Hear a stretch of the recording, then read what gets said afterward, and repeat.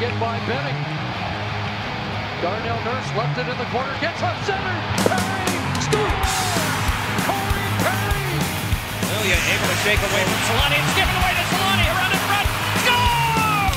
Teemu Solani with the steal. Three of the fans want one. Score! Off the floor! On the board! Paul Kariya!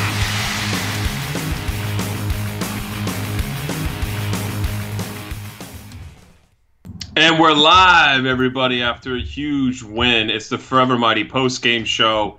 Unless you're part of Tankathon, this wasn't really a great day for you. But it's Patrick and Eddie back on the show tonight as the Ducks take down the Edmonton Oilers 5-1. Pretty handily, pretty easy for the Ducks tonight. Unlike a very, very horrible game last night. Tonight was all Anaheim. I mean, the Ducks just converted. Rikard Rakell with a natural hat trick. Just killing it. First time since Kyle Palmieri. Eddie, if this was January, even early February, We'd be happy. I'm super stoked. But too little, too late, guys. Yeah, too little, too late for Rikard Rakell, too, unfortunately. Again, we talked about this yesterday. It's funny because we talked about how is he back? You know, he kind of looks like he's back. He's been scoring goals, didn't score against Calgary. And he's like, yeah, I'm back. He's I'm going to score a natural hat trick today. And easily looked like the Ducks' best forward out on the ice. And, you know, it would have been nice for him to do this earlier. But the fact that, you know, he could still hit 20 goals this year. He's at 41 points in, I think, 66 games. That's a down year, but that's still a pretty solid year production-wise. You know, it's a down year for him because you're used to him getting 30 goals and 50 or 60 points.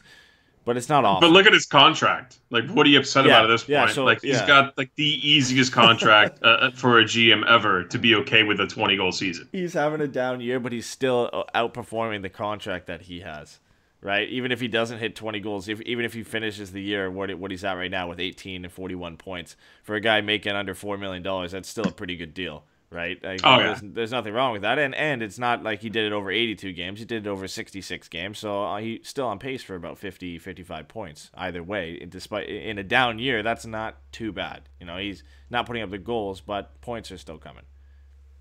Yeah, when you're making $3.7 million and you're putting up 20, 30 goals a season, nothing to be mad about if you're a GM in today's NHL. Like, Rikard Rakell is so dynamic. It's the most team-friendly deal that anybody could ask for. And I'm starting to think, Eddie, that the whole shtick where like Canadians are the nicest people, I think it's Swedish people. I really feel like it's Swedish people, the nicest people on the planet. Honestly, I would assume it's close. I mean, I don't think I've ever heard Hampus Lindholm, Rikard Rakell, Jakob Silfverberg say a bad thing in their life, at least on camera. So I would argue that's pretty cool. You haven't followed them in a cab, have you? So we don't know the truth. Yeah, we have no idea. I mean, who knows, right? You thought Matt Duchene might have been the nicest guy in the world. Well, that was. Yeah, he still might be, but if you're in the tire fire in Ottawa, what are you supposed to do? He did pick up his buddy Ryan Dzingel on a private jet to bring him out to Columbus with him. So that's a pretty nice guy. Yeah, when you get PJ'd out of Ottawa, that's a good day. That's a good day. That does not sound right. Like, using it in that way when you get PJ'd out of Ottawa. Private jet, that's what I get it, but, like, I don't think that's the way it's supposed to be used. That's how I use it, and I think that's what Paul Bissonnette says, too. So I would go with the former NHLer on this one. Yeah, well, I'm sure coming out of Paul Bissonnette's mouth, he has a couple different meanings for PJ.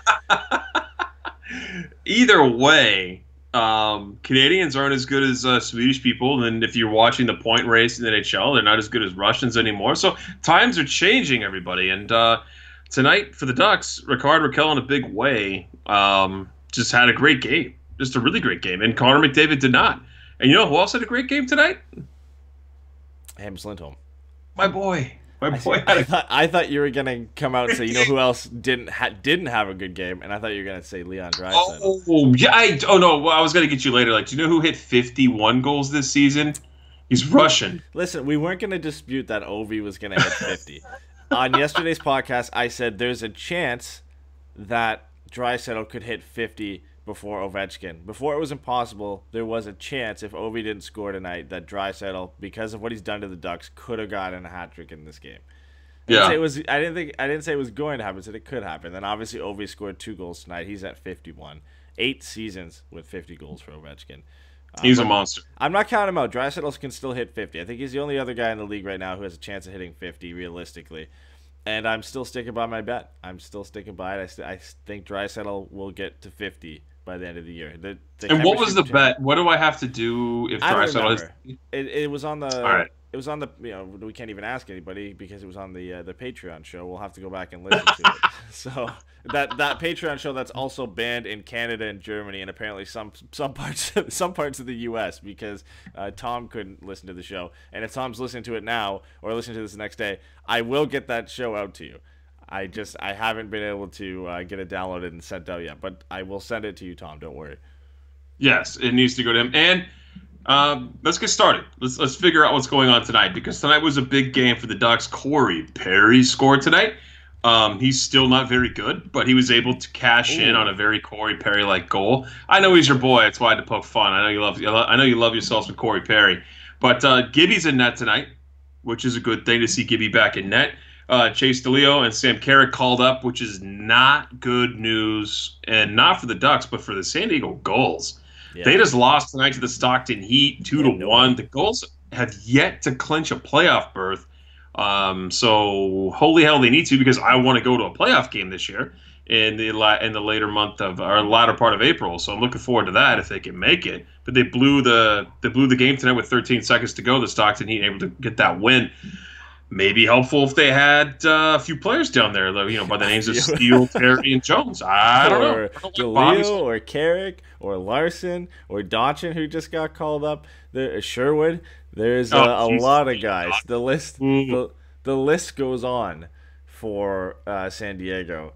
And before we get into the game, there was obviously a couple things that went on. Like we said, DeLeo, Carrick called up, Terry out, Magnus scratched, Daniel Sprong scratched again. For some reason, he goes a couple games without scoring. But the most interesting thing about this game was Dotchin was supposed to draw into the game. He was supposed to play tonight with Cam Fowler, and Larson was with Lindholm, and Walensky was with Holzer. And the Ducks play a few minutes into the game. Then there's a stoppage in play. People are trying to figure out what's going on. And Dotchin is forced to leave the game. Turns out he wasn't listed on the game sheet as being a player that was eligible to play. He was listed as a scratch. So nobody changed the game sheet from last game because Troy Terry was listed as being on the roster for that game. They forgot to switch it around and scratch Terry and put Dotchin in. Somehow they also they included Carrick and DeLeo as being on the roster, but they didn't include Dotchin, so that was a mistake. So early on, the Ducks go down a man against one of the best teams in the league, or in terms of we look at talent on that top line with Draisaitl and McDavid.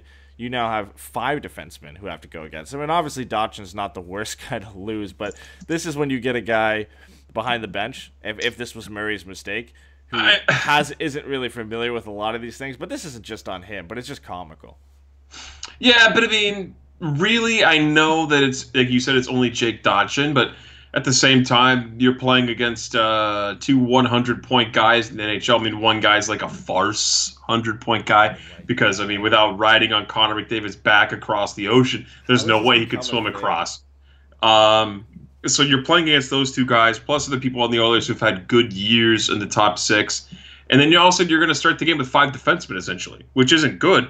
But, I mean, it's a good thing that our boy Hampus Lindholm wore a cape tonight because he shut down McDavid easily. Yeah, he did. Hampus Lindholm, it was nice to see him have a rebound game. He didn't have the strongest game against Calgary. And I think, honestly, nobody did. Rikard Rakell gets the hat trick, but Hampus Lindholm, is up there and being the best player for the Ducks tonight because he was all over the place. He had 2 assists, just generating offense the entire time he was out there. The last time I checked, he had 15 scoring chances while he was on the ice, which was by far the most for the Ducks. I'm going to double check that in a second to see where he got to. But he had when I checked before, he had 15 for and 5 against, and he was just killing it in shot attempt department. And that's typical from Hampus Lindholm.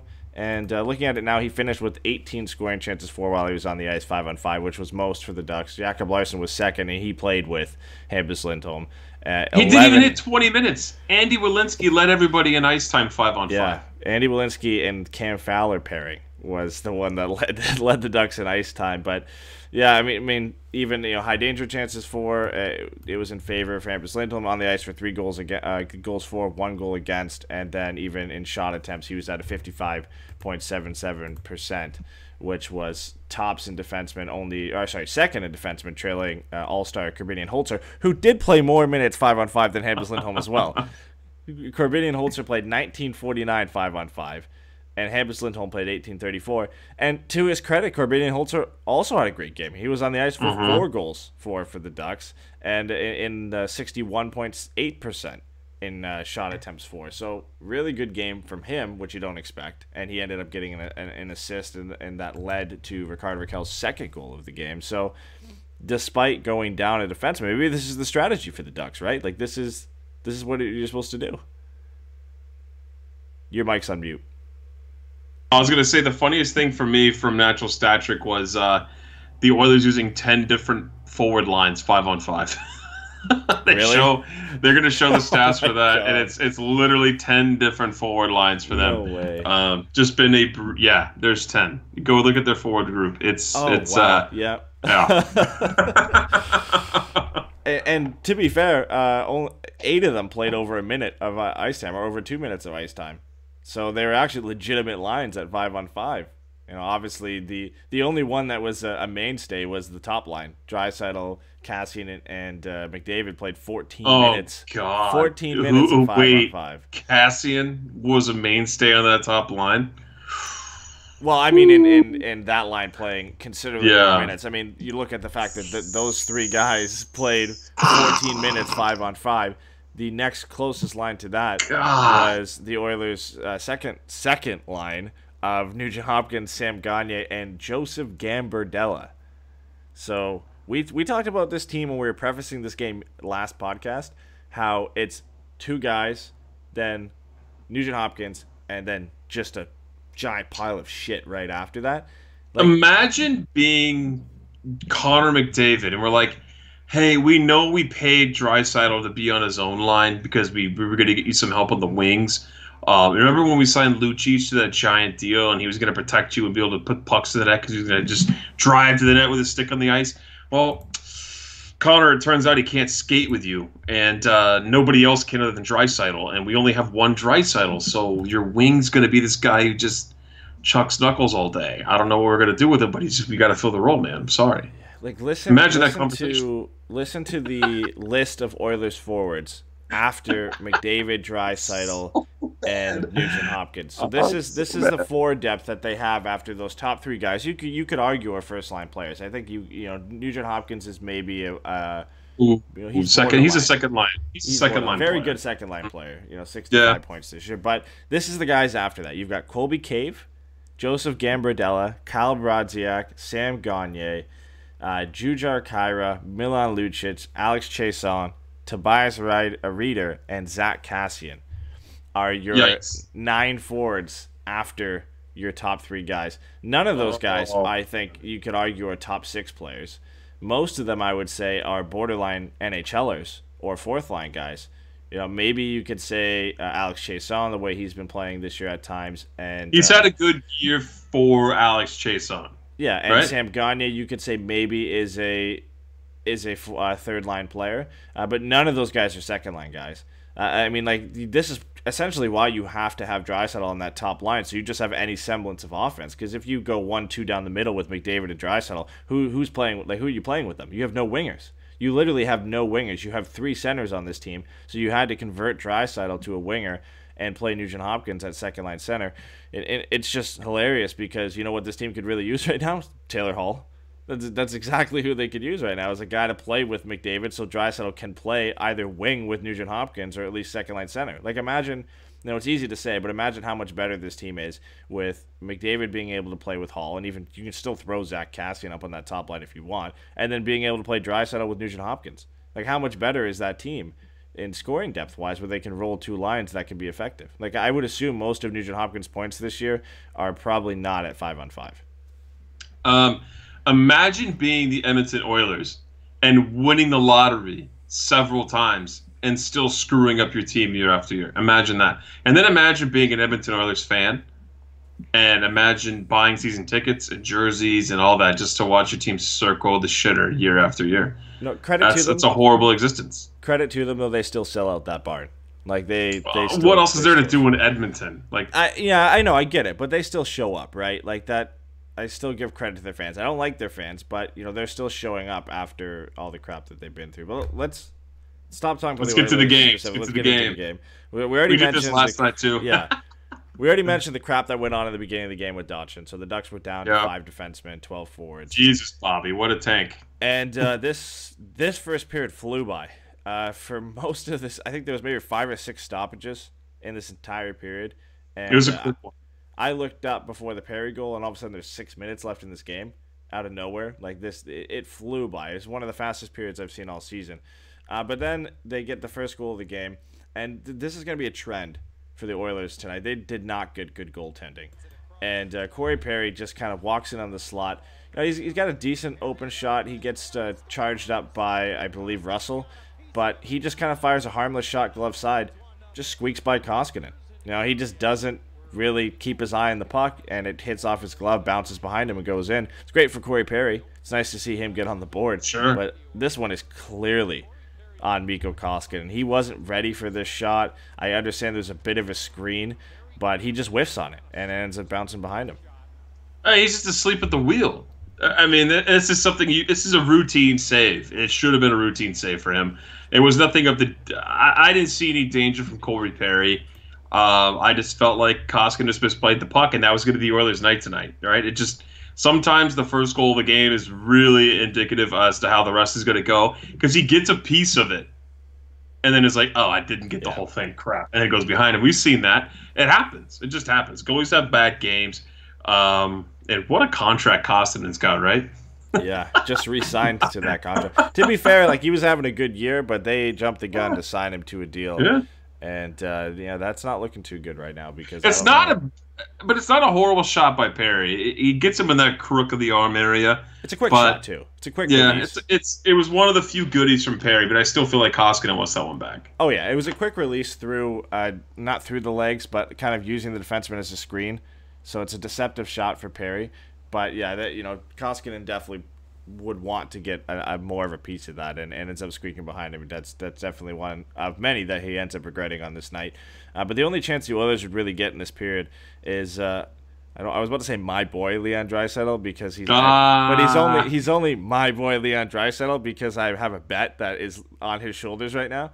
But he gets a breakaway and he ends up beating John Gibson, but he ends up hitting the post. And that was really close. Yeah, that's all he gave him. That's the closest the Oilers would come in that first period. The Ducks would outshoot them 10-8. And, you look at 10-8, you think, oh, there's a fair amount of chances in this period. Not really. The only chances really were Corey Perry's goal and Draisaitl hitting the post. Other than that, there was a couple, minor chances here and there, but nothing significant other than those two. It was relatively a boring period, mostly. I mean, there was nothing of the high danger variety other than the place you just talked about. The first period was kind of a dead period, but the Ducks get out of it with a lead. No, exactly. And you go into the second, and that's where things change. And normally for the Ducks, this is cliche now, but the second period has not been a fun time for them. But it was a fun time for Rikard Rakell because he ends up getting the Rikard Rakell show. That's what it turned into. And he has been on fire over the last 5 games. Oh, yeah. I believe he's up to 7 goals over his last 5 games with the hat trick. And, 13 points in his last 15. He's killing it right now. This first one is what we've been seeing of Rikard Rakell lately. A lot of his goals have been of the snipe variety, where he's been getting it in this left circle and just wiring it top corner. It doesn't matter who's in net. I mean, I think I've seen him score over the last 5 games, probably 3 or 4, just like this first goal here. Oh, yeah. Where Silfverberg makes a great play to catch the puck out of midair, keep it in play, and feeds Rikard Rakell at the left circle. He just takes it, probably on a stick for about 2 seconds, and just fires it top corner over Koskinen short side. This is the Rikard Rakell we're used to seeing, where he can make this type of shot on a quick release. And it's so nice to see him back doing that. And this is if you want to call it a patented goal by him, because we're used to him being able to do this on a nightly basis. Yeah, he's known to have that shot, and it's much different looking at his second goal of the game compared to the first one. Like he's just able to be anywhere on the ice. Honestly, Ed, he's a lot like Jakob Silfverberg offensively. Yeah. He's not the same defensive aspect of his game like Jakob, but offensively, the guy can burn you in front of the net, like we've seen Silfverberg do, and he can burn you from the circles. He's just got a really accurate shot, and he's deceptive. He's got a quick release. Plus, he can dangle you too. He has all the offensive tools. It's just he hasn't been able to put them together until, unfortunately, the last 15 games of the season, where he has 13 points. Then tonight was just a hell of a game from him, really. I don't mind these guys playing together in the future. Like I don't know if they're going to play with Ryan Getzlaf, but Sam Steele seemed comfortable between them. But I feel like they complement each other really well because, like you said, Silfverberg's got the defensive aspect to his game. They're very similar in the fact that they both have good shots, and offensively they know what's going on in the offensive zone. And then Rakell makes up for the defensive. He's not bad defensively, but he makes up for the difference between him and Silfverberg by being the more creative player and being able to create things on his own. And I think they've when we've seen them together, they've complemented each other and they've played really well. And obviously that was the case in here because 2 of the 3 goals Rakell got were assisted by Jakob Silfverberg. And this play on the first one for Silfverberg to keep that in, to jump up, grab it out of midair, put it back down, and then quickly make the pass over to Rikard Rakell. That's an underrated play. We're talking about the shot on this one for sure, but definitely a lot of this was on Silfverberg, and he actually comes close to scoring as well, where he ends up stealing the puck, which is typical from him. That's usually how he's going to go. He breaks in, and he just blasts a shot at Koskinen. And Koskinen gets just enough where it drops down in front of him. He sweeps it down behind the net. But Silfverberg looking really dangerous. I think, on the score sheet, he has 2 assists. But he had a couple chances where he probably could have scored tonight, and he was one of the Ducks' most dangerous players without getting a goal. Yeah, and he set up Ricky on both those rush plays on Ricky's first goal and the third goal. He sets up the pass, and Ricky's able to rip it top shelf the first time and far side the third time.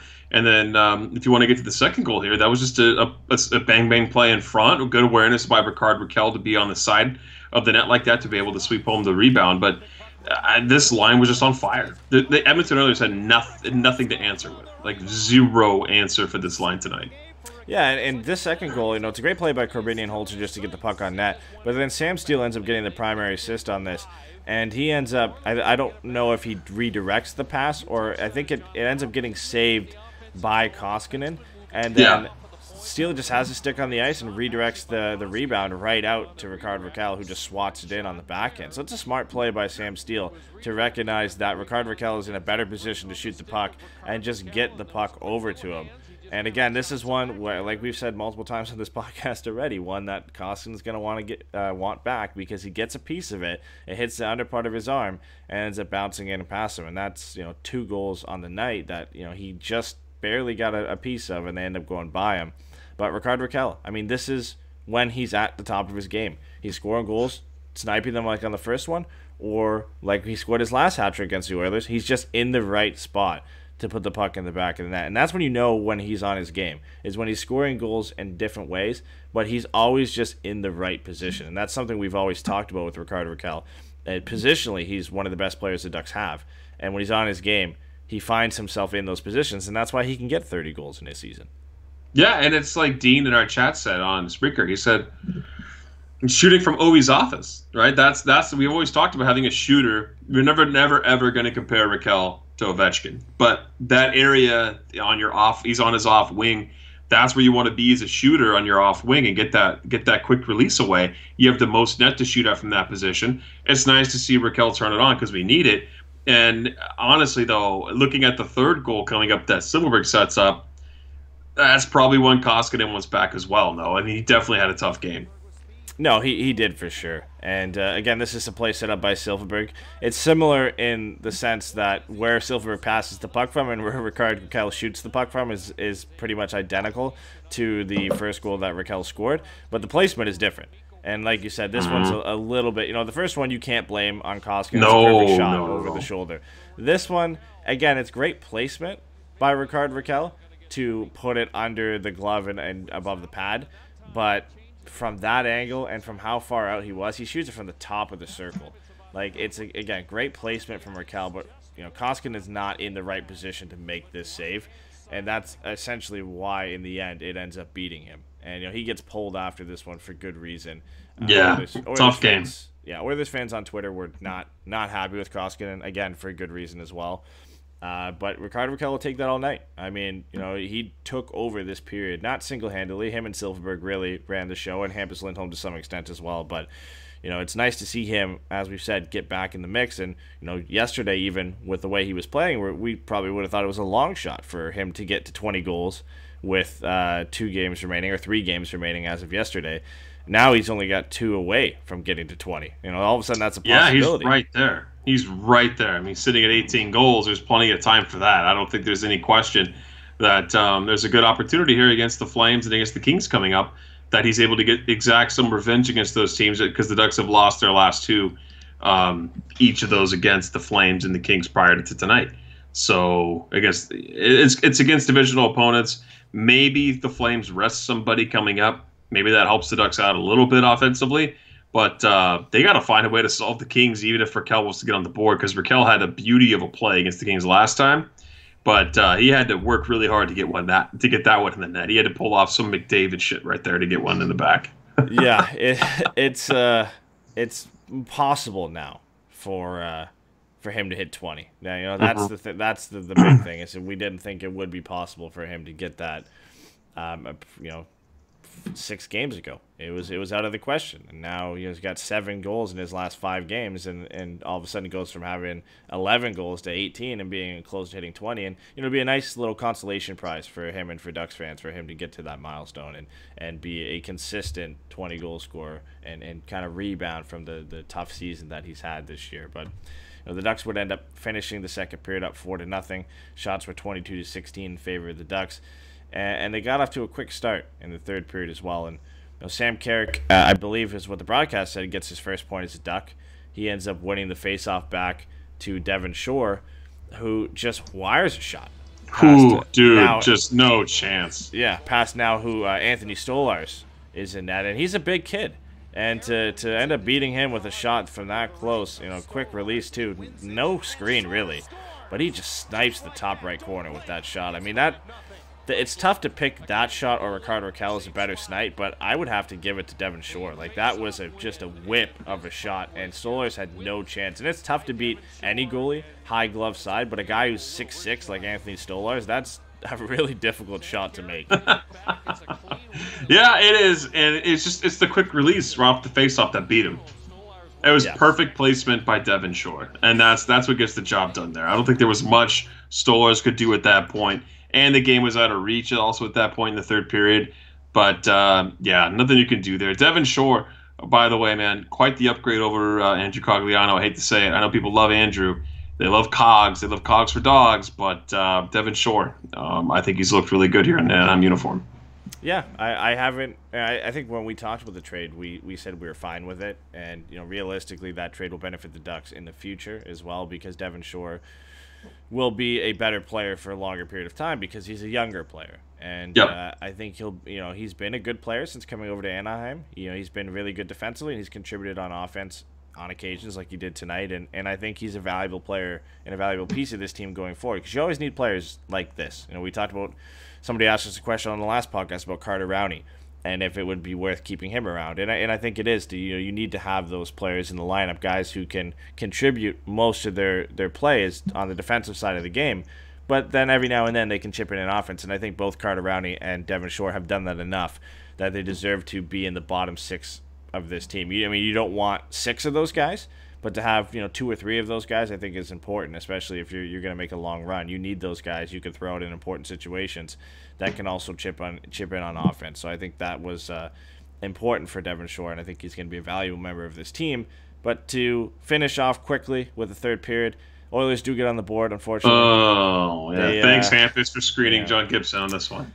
They end up breaking the shutout. Lucic feeds Sam Gagner in the slot, and Gagner wires it past John Gibson. Ends up being 5-1 at that point. Gibson does rebound with 3 straight saves on Ryan Nugent-Hopkins. Probably his best sequence of the game. He wasn't really worked too hard in this one. Other than the Gagner goal and those stops and then Draisaitl hitting the crossbar. That was really the summation of the Oilers' chances in this game. Yeah, and what are you going to do about that one if you're Gibby? And Hampus just got kind of in the way of John Gibson there with the screen in front, and it just That's it. Sometimes that happens, and that was the only goal the Oilers were able to get on Gibson tonight. So not a bad night for Gibby. Yeah, and the game ends with Chase DeLeo getting a really good chance to get his first goal as Anaheim Duck in his first game for the Ducks tonight. Fourth California native to ever play for the Ducks. They listed them. The only one I remember, or the only two I remember of the three, is Emerson Edom and Nick Cordillis. And there was another person they listed, but I think it was from significantly earlier than I remember. I'm sure somebody in chat will remind me what they had. But nice for him to get in this game, and he looked pretty good. So did Sam Carrick. And would have been nice for him to get that, but he ends up going in a little bit too close. And once you get in as close as he did, it's tough to beat a goaltender who's 6'6", short side, when you're within a couple feet of them. So it was a nice effort from him in a solid game. Just disappointing that he didn't get on the board. Is it that hard? Did you see Jacob Markstrom with the Ducks versus Canucks game? I'm not sure if you saw that game or not. What, where Sam Steele was in the Sam Steele hat-trick game? Yeah.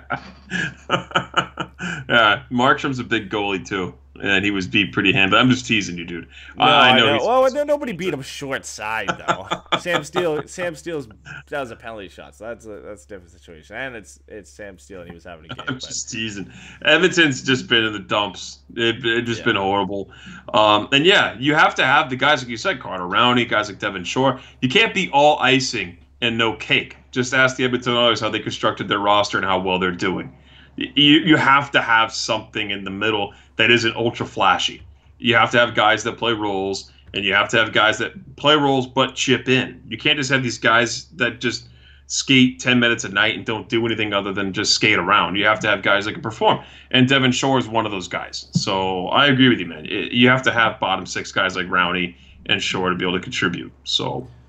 Yeah, it's important. And it'll be important for the Ducks going forward because they're still going to be here. At least Devin Shore and Carter Rowney have still some term on their contract, so they're going to be a part of this team. And give some time for maybe guys like Isac Lundestrom, who you expect to be in a similar role to that, maybe a little more offensive upside to him. Same goes for Benoit Olivier-Groulx. They're defensive forwards that the Ducks have coming up in the system that when Shore and Rowney's contracts expire, could be guys that come in to fill that role. I mean, the Ducks just have an insane amount of young prospects coming up that can fill roster spots eventually, and in the bottom six and even in the top 9 as well. So it's a good spot to be in for Anaheim. But the real thing going forward and the real issue for the Ducks is getting a top pick this year to fill that top line vacancy when Ryan Getzlaf and Corey Perry either retire or their contracts are up with the Ducks. And unfortunately, the Ducks going 6-3-1 in their last 10 games has meant that they've fallen up the standings, up the reverse standings. They've fallen down the reverse standings. They've fallen up the standings, or climbed up the standings, if you want to put it that way. And last night they were 6th last. Now they're 7th last after the win tonight. They've played more games than everybody. They've got 80 games, which they have, a couple teams have 3 games in hand on them. A couple teams have 2 games in hand. And right now they've got 76 points.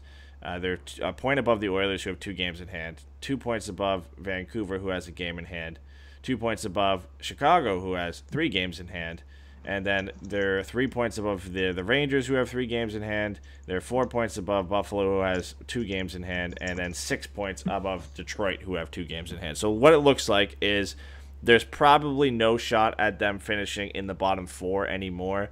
Detroit would basically have to win the rest of their games, and the Ducks would have to lose against Calgary and LA. Detroit can only get 78 points right now. So, again, Detroit has to win all their games, and Anaheim has to lose. The Sabres, they could still pass the Ducks. They could finish with a possible 80 points, but the Sabres have lost their last 6 games and have been the worst team in the NHL over their last 10 games. Poor Brandon Montour. A 1-8-1 record. Over their last 10 games, which, like I said, is the worst in the National Hockey League. So there doesn't seem like the Ducks are going to be able to finish with a top 5 pick. It's still a possibility if the Sabres win a few of their games. But again, the Ducks would have to likely lose against Calgary and LA. The Rangers, there's still a chance the Ducks could finish in 6th, which gives them an extra 1% boost from finishing in 7th. The Rangers, again, 3 games in hand. So there's a likely chance that they could pass the Ducks by the time they get to the 80-game mark. That will be close.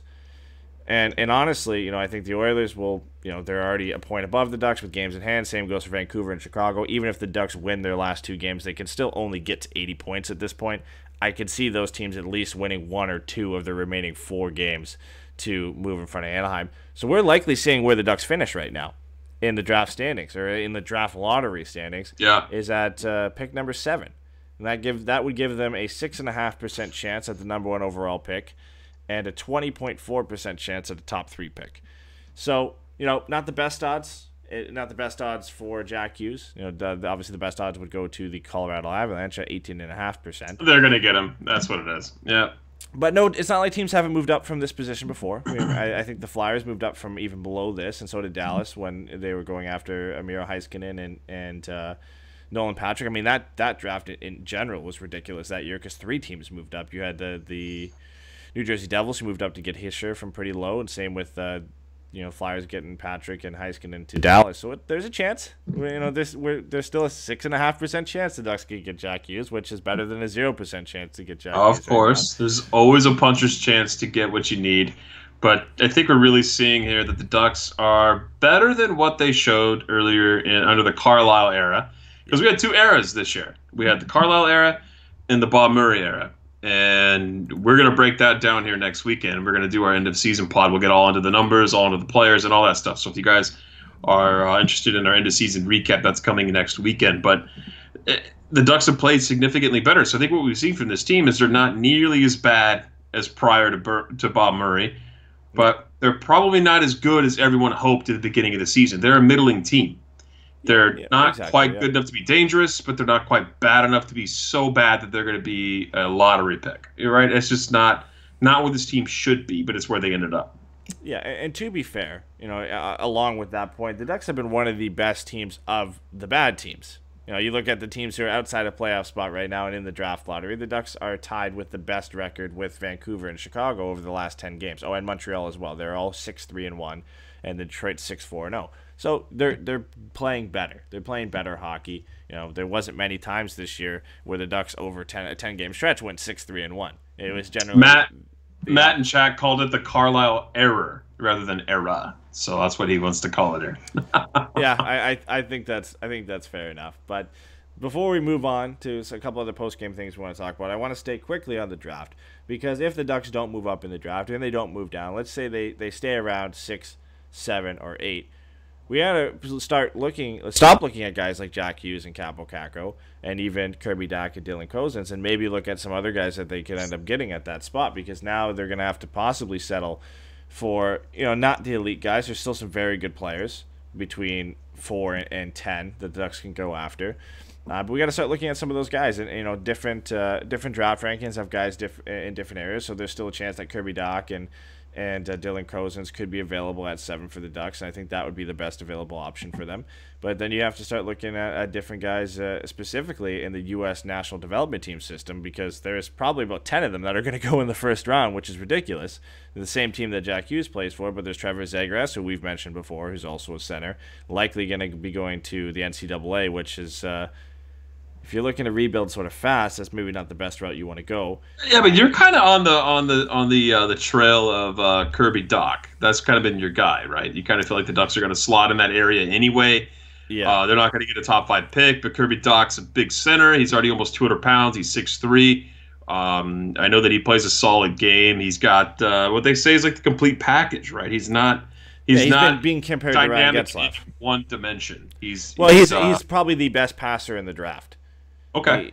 So he's probably the most consistent and best playmaker in the draft. The question mark and the thing that still bothers me a bit with him is question mark around speed, and that's always a worrying sign for me. A guy is an elite playmaker, pretty good goal scorer, offensive instincts are off the charts, but speed is a tough thing. And then you look at he's 6'4", and it's like, is that going to be a problem for this guy?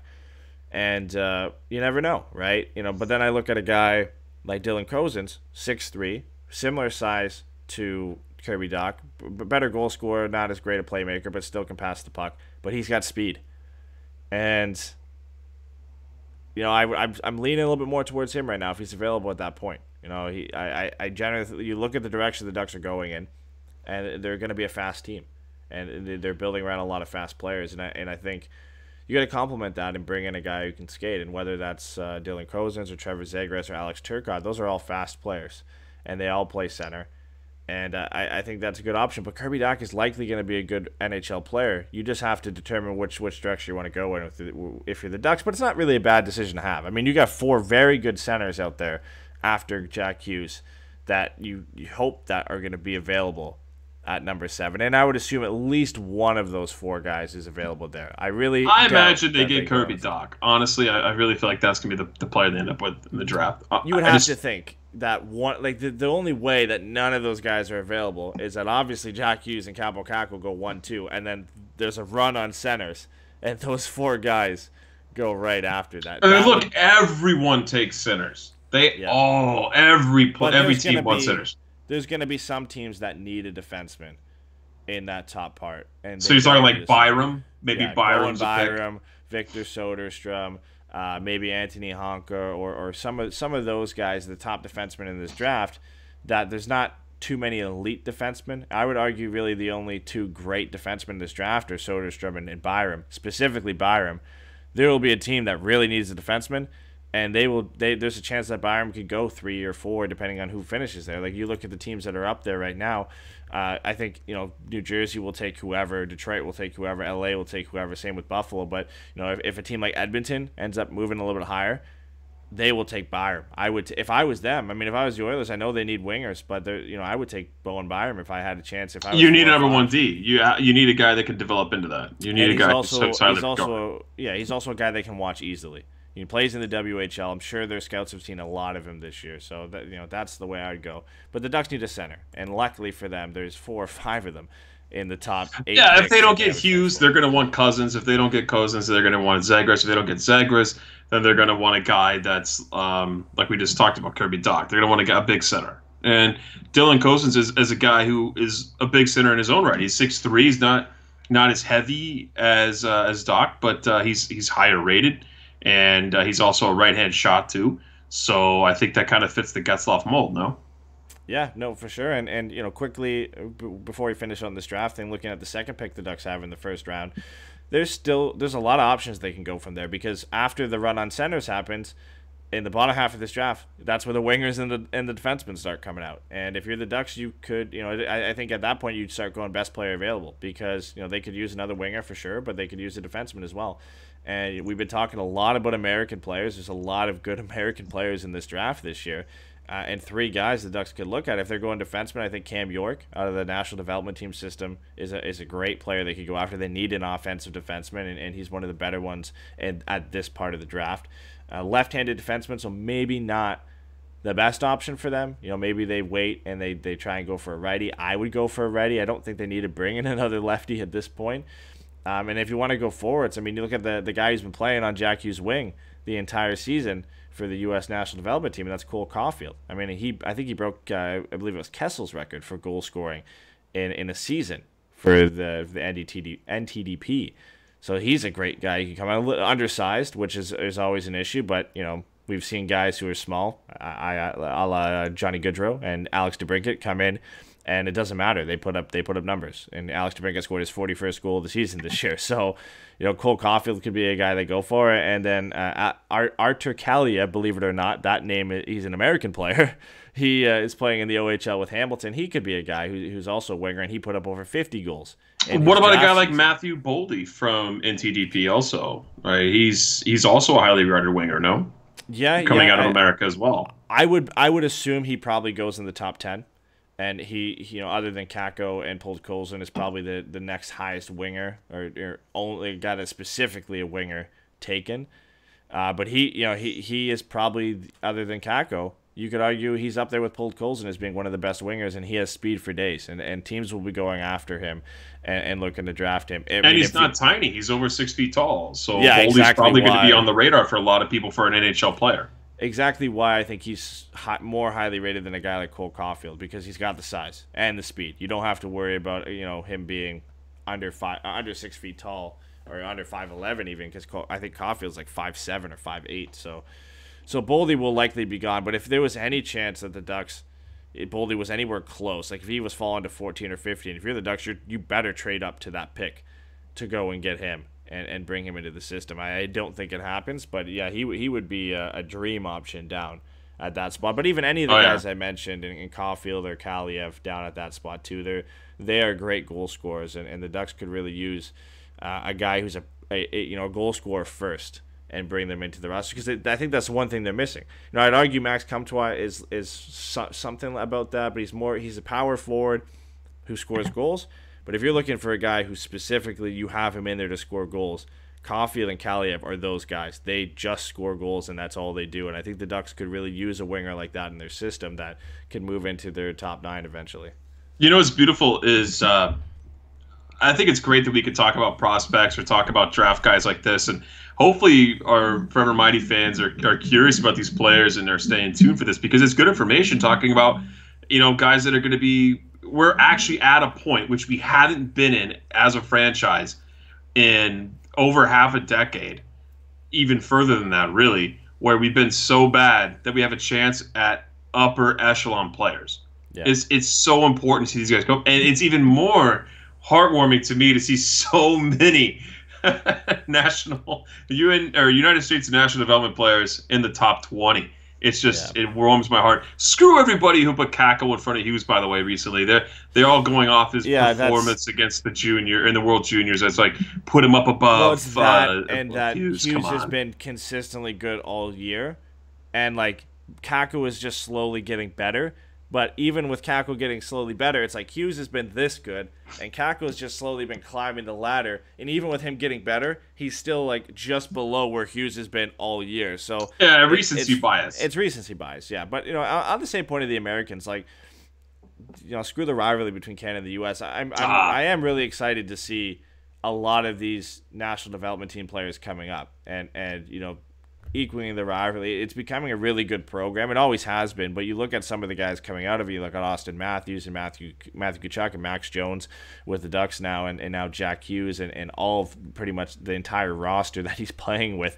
A lot of them going in the first round, a lot of them going in the top 20, like you said, and and then probably the rest of them are going somewhere in the first 3 rounds, where you're going to see about anywhere from 7 to 10 of the players on that team. Well, and you got 3 in the top 10, right? I mean, you have Hughes, you have Zegras, you have Turcotte. Those are all from the U.S. national development team. Those are all probably top 10 guys. Yeah, no, exactly. I mean, you have to assume Hughes is going to go number 1, and then Zegras, Turcotte, and Boldy could all go in the top 10. And that's 4 of them in the top 10 right there. So that's extremely impressive to have that. I mean, you think of the fact that these guys all play on the same team. Rarely do you see. The last time I remember 2 guys on the same team going really high was McKinnon and Drouin, and that was 2 guys. This is 4 guys on the same team. Oh, those highlights of those 2 guys together was sick. Before they got to the NHL, it was unfair. It was like men amongst boys. Well, they won the Memorial Cup. I mean, it was obvious. Before we wrap this up, Frank had a question. He said, could you guys see the Anaheim Ducks possibly trading up and making a blockbuster deal for the number 1 pick? I don't know at this point. Bobby likes his players. I don't think anybody trades it.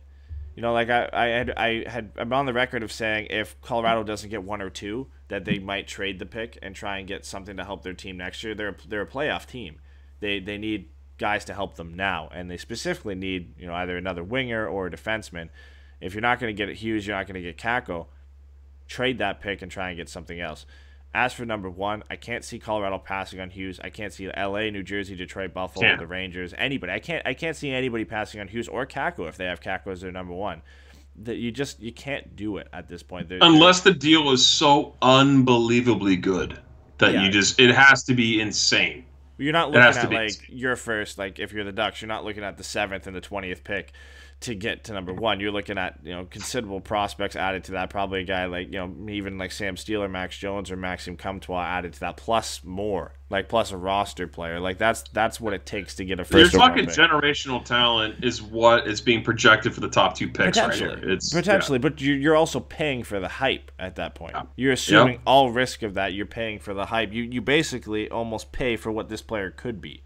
You don't pay for any of the risk when you go and try and get a pick like that. So it's a tough spot to be in and make that pick. I don't think anybody trades it. Like I said, I think the only team that could eventually trade a pick would be Colorado if they fell outside the top 2. All of these other teams desperately need to draft at that position. This is the first year, and this is before the draft lottery, of course. So if a team moved up into that spot. But any of these teams, honestly, except maybe Philadelphia, and I would still assume they would draft Kakko or Hughes anyway. Oh, of course they have to.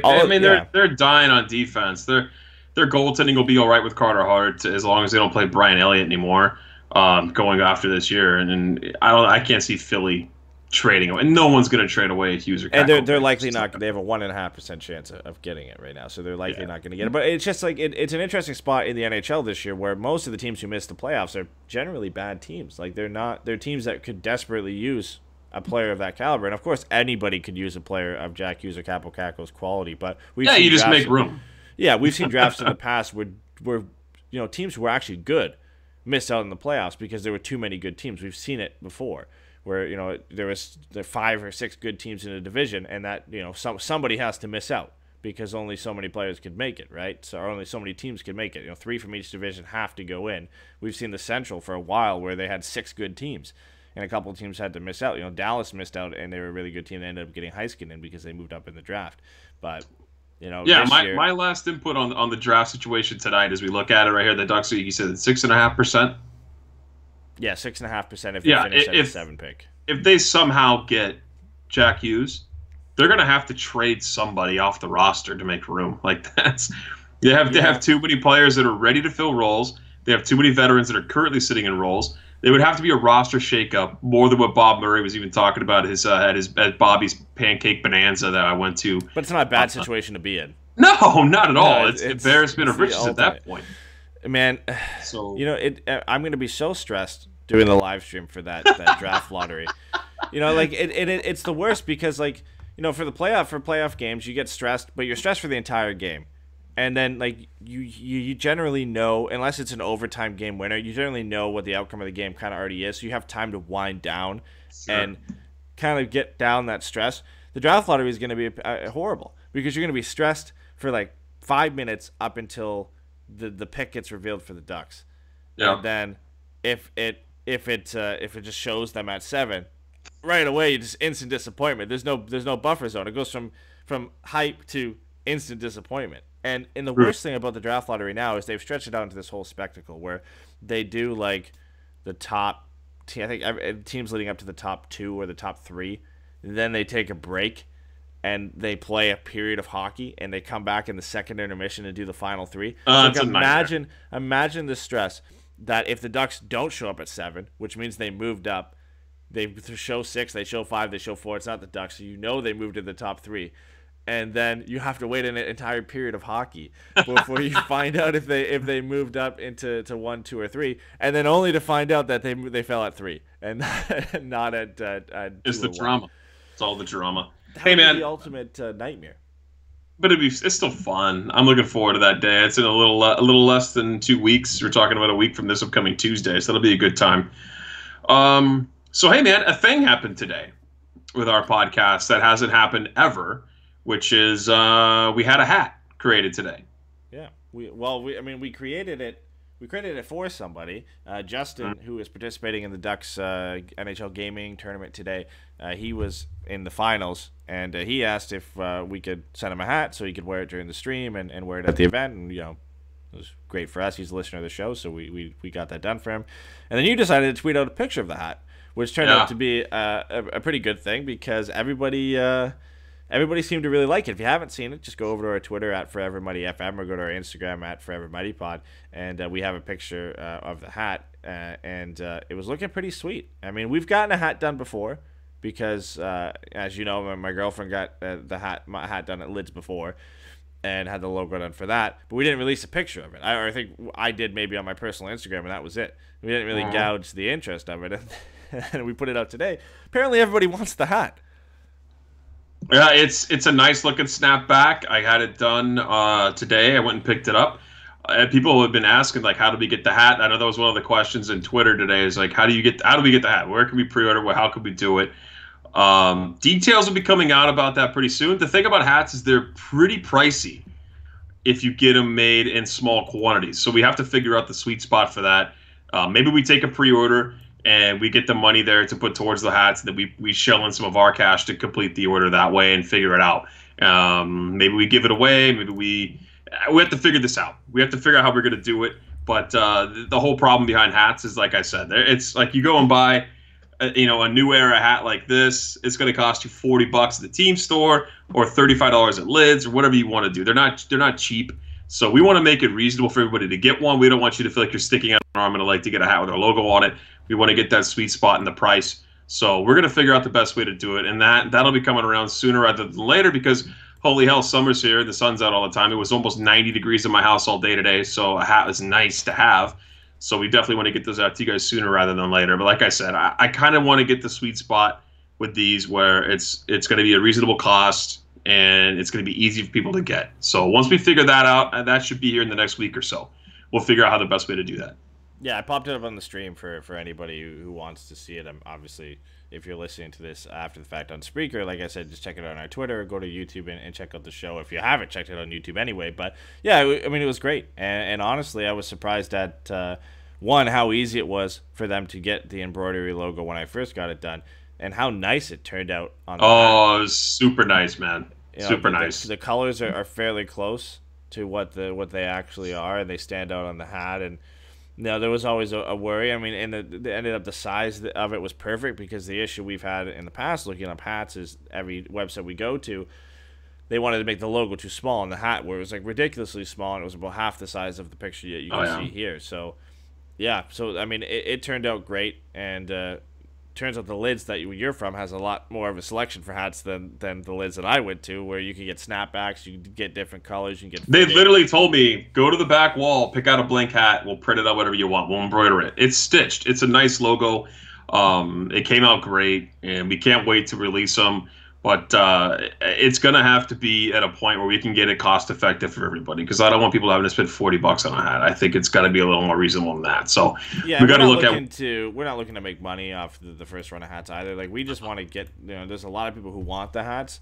So for the first few runs of the hats, we're looking to essentially just break even to get you guys the hats, because right now, we're just happy that people like them. Like that's honestly, that's how it is. Like, the fact that just people like the hats, we just want to get people the hats because, again, we're not really looking to make money off of it. It just, if you want the hat, it's not going to cost you too much to get the hat. It's not going to cost you an arm and a leg. We're not trying to make profit off the hats. We're just trying to get out to the people who actually want them.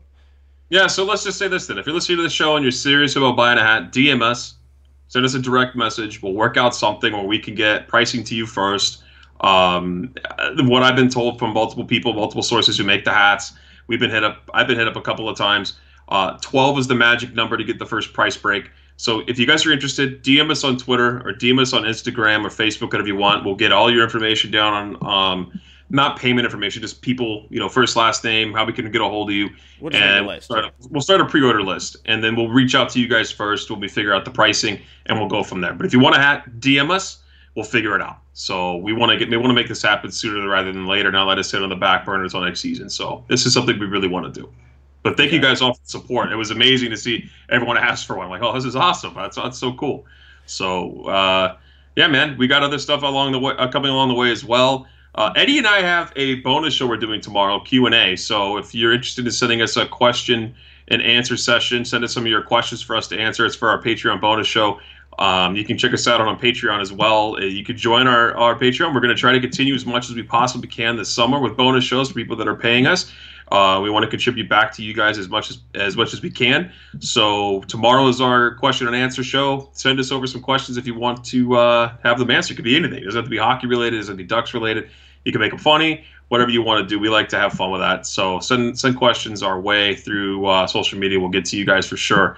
But I think that's it, man. Anything else you want to touch on? No. Well, speaking of questions, we just have a couple fan questions we got to hit up before we finish the show. We got to do that. Just a few. Ricky on Instagram said, "Are the Ducks hurting the Gulls with all the call-ups?" We talked about this a bit, but yeah, clearly they are. Not just with the call-ups they've already made, but just with the guys who've stuck around. I mean, now Terry's injured. We talked about on the last podcast that he might be out for. Apparently he left in crutches and a walking boot. Is what a tweet that I saw earlier today that I'd missed last night. That's not a good sign. No, and then, Jones is still up and he'll be down for the playoffs, but it's clearly hurting them right now, not having arguably 5 or 6 of their best players who are up in the NHL right now. And I would assume Sam Carrick and and Chase DeLeo are back down there soon, but you would assume the next 2 games at least that Max Jones and Troy Terry being injured and Sam Steele are likely to stick around. Same with Jakob Larsson due to the fact that the Ducks have a ton of injuries as well. So it definitely is hurting their chances right now. That's not good. And like we already said, they lost tonight. They're not guaranteed a playoff spot right now, so just send the boys back. I get that this is like NHL experience going to help them. 2 games left. It's not really worth risking injury against division rivals here. Send the boys home. Let the Gulls get the playoffs. Let them have that little fun down in San Diego, because that's a big deal to that team. And you got to remain competitive everywhere, right? You can't just stock your team up here. I went to look for tickets, by the way. And I don't know if it was just what I was looking on. I was on StubHub, looked on SeatGeek. Not a lot of available tickets in San Diego. They're selling a ton of tickets down there. Yeah. No, well, they're going to killing make the playoffs, and they're going to be a good team. And you look at, we've talked about outside players coming in before, but here Maxime Comtois, his team moved into the second round of the QMJHL playoffs, and Isac Lundestrom and his team in the Swedish Hockey League moved on to the next round of their playoffs as well. So no signs of them coming over anytime soon, because they both have 7-game series that they now have to play, and are both on very good teams that are likely going to make long runs in the playoffs. So no signs of them coming over anytime soon. And Antoine Morin and Benoit Olivier Groux, Halifax has hosted the Memorial Cup, so they will not be there no matter what for the playoffs for the Gulls, because they are going to, even if their team loses in the next round, they are going to the Memorial Cup, so they have to be available for Halifax to do that. The next question was from Canadian Girl on Instagram, and she said Getzlaf has said he would move his contract if Murray asked him to. Do you think he's back next season? Oh, he's 100% back. He's not going anywhere. I can't imagine. I don't remember that being said. I'm sure it was, if she's saying that. I just don't remember reading that. I'm kind of shocked that he even said that, if that's the case. But I don't think he's going anywhere. I think Getzlaf and Pham is here to stay. Yeah, he's not going anywhere, especially for next season. It wouldn't make sense, and I don't think it's plausible for him to be moved at this point. Again, maybe, like you said, if they get Jack Hughes and they have to make a move and you get an offer for Getzlaf, maybe that's the only way it ends up happening. But I highly doubt it. I'm not going to say it's impossible, because nothing's impossible, and there would be interest in Ryan Getzlaf. But it's as close to impossible as you can get to say that he would be moved out for next season, especially how important he was to this team this year. The stat that they were mentioning on the broadcast about Connor McDavid being involved in 51.8% of the Oilers' goals this year. They did mention Ryan Getzlaf, and he's leading the Ducks. He's only at about 25%, but he is contributing the most to the Ducks' offense when he is in the lineup. So he's still a valuable piece of this team, and I can't see him going anywhere. So maybe a little thing here that we kind of skipped over, and I've just kind of been naive to the fact that the Ducks have been using emergency call-ups. Josh Nash points out in Speaker Chat, do we even have enough roster players to send the kids home? That's a problem. No, you have to play the kids for the last 2 games. You have to. Yeah, once it sucks, the season's but over, you can send them down. It doesn't. I matter. told him that was way over my head. I didn't even think about that. That's my own dumb fault for not even thinking about that. You look at the guys who are out right now. I mean, you got Kessler out, Richie's out, Gooley's out. Terry's out now. So Getzlaf, I know there's Getzlaf's out. Manson's out. So the list is too high for they're bringing up Carrick and DeLeo to play because they have too many injuries. Right? Sprong was scratched. But so he's not. It's not like he's not healthy, but yeah. Bummer for the Gulls. They have to wait another 6 days to get all their players back. yeah. That's a bummer. However many games that is for them, it's too long, because they want as many guys as they can right now. Yeah, I think their season ends April 13th or 14th, if I remember correctly. So they only have a week longer after the NHL season is over. Yeah, exactly. And the last question we have is from our YouTube chat from Frank. He said he attended the hot stove with Ducks GM like you did with Bob Murray. And he said, do you have a feeling that a BM GM has a trade or two in verbal agreement but is waiting for the offseason to make the announcement? I mean, it kind of felt like he had moves up his sleeve for sure. And then he talked big about collegiate free agents coming to Anaheim as it was now a place for them to go, whereas in prior seasons it wasn't. Just because there was so much talent and money here, and now it's kind of like flipping from the old to the young. Yeah. But I feel like he has moves in mind for sure. I'm not really sure if he has anything that's going to be of significance already ready, because I think a lot of teams are gearing up for playoffs, not really sure where they're going to be sitting, and then also the draft lottery coming up. I'd be shocked if he had moves ready in the hopper. I think more or less he's talking with teams, and he knows who he wants to trade with, but I think he's going to make changes for sure because he said he was going to, but I'm not too certain he knows exactly what they're going to turn out to be. Yeah, I don't think he has trades in place with teams. I'm sure he has players in mind, and maybe more so he's talking about plans for free agency because that's set in stone. You know who's going to be available for that, or generally know who's going to be available for that. And then I think more so to the point you mentioned, I think there's some college players he's planning on or was planning on focusing on. A lot of them have already signed with teams. The college free agents have already moved on and signed with a bunch of different teams, so he's missing out on a lot of them. And the Frozen Four is coming up soon, I believe. And I don't think it finishes too much after March Madness finishes, so that has to be coming up soon. And you have to obviously wait till those players are done their career, so maybe he's focusing on some teams that are still alive in the playoffs for the NCAA, so that could be a possibility. And then Europe is a question as well. There's a lot of teams that or a lot of players he could be focusing on in Europe. And the Finnish defenseman, I believe his name was Kaski. I tweeted about it. I can't even remember his name, but a good right-handed offensive Finnish defenseman playing in the top league in Finland. It could be an option for them. Ducks need a right-handed defenseman, and yeah, he could be a guy that they're going after. In that sense, that could be the type of moves that he has in the chamber, waiting until the offseason and waiting till those players' seasons are done to make those types of announcements.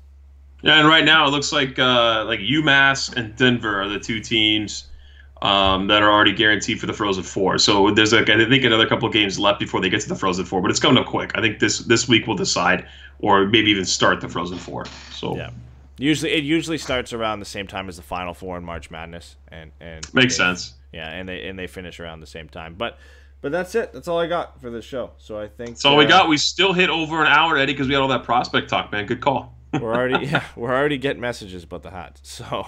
Yeah, that's great. Hey, thank you guys so much for the support, and that's not even kidding at all. We can't even believe how far we've come in this last year. I wish Jason was on the show tonight with us to talk about it, but over the last year we've had just so much support, whether it was social media, whether it was in person at our watch parties, or running into you guys at random places.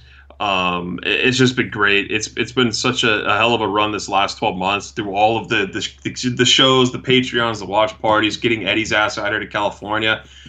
We've had a blast doing it, and I know we got 2 games left, so you're not getting any sort of speech out of me. But just the outreach, let alone from the hat, has just been awesome, man. I gotta give a shout out to the guy when I was in the game when we went to Anaheim, San Jose, the guy who recognized me in the team store at the Ducks game. Well, no, it was cool. It was cool. So shout out to, totally cool. It's I didn't weird, get his name. I didn't get his name, but shout out to him for recognizing me in the team store and supporting the show. And obviously shout out to everybody. But that was like you said, people just randomly coming up to us. Everybody who came out to the watch party. It's been a great year. We'll have stuff going through the summer. We're not disappearing completely. We'll be obviously less frequent. It won't be 5 times a week. But the last podcast we ran over a quick summary of what we have for April and for May, and then we've got other stuff planned for the summer that will lead us into next season too. For sure, and then all the Patreons too. Thank you guys so much for the extra support.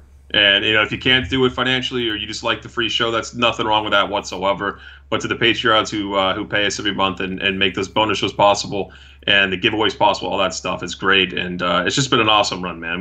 We'll talk more about this again too when we do our end of season recaps. We got to get Jay on here, but we love you guys. We wouldn't be here without you. And we'll talk to you guys here on Wednesday. I think it's Wednesday. Yeah, is it Tuesday or Wednesday? Wednesday against Calgary, I believe. Wednesday against Calgary. I'll be at the game, so I think Jay's actually going to be on that show. Hopefully Jay can cover me. Otherwise, I'm coming home probably drunk. I'll be there either way. So it'll be me, and then somebody else will be there. So. All right, guys. Have a great night. Talk to you soon. All right. See you guys.